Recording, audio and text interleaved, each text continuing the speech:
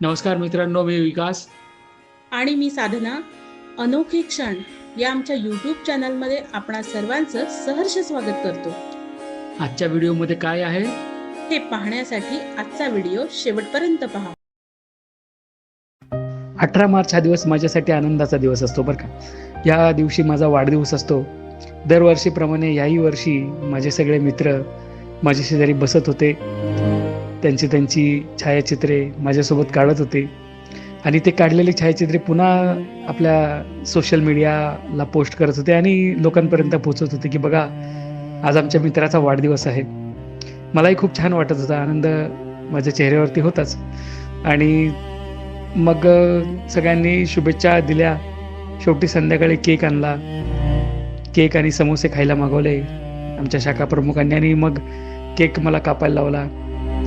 Cake कापला, सगळ्यांना समोसे केक दिला आणि सगळ्यांनी माझा वाढदिवस फार चांगला साजरा केला.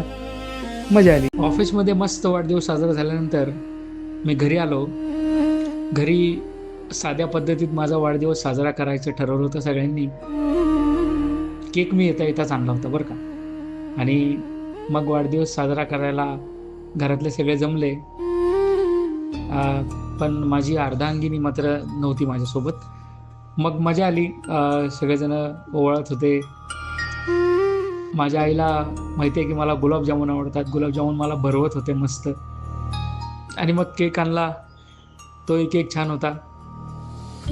केक कापला आम्ही सगळ्यांनी. आणि म्हणजे तो एक अनोखा क्षण असा की आई आजारी असतानाही तिने माझा वाढदिवस साजरा करायचं ठरवलं. आणि तिने गुलाबजाम तिला बनवायला नाही जमले, पण तिने दुकानातून आणायला लावले गुलाबजामुन. त्यामुळे छान मजा आली.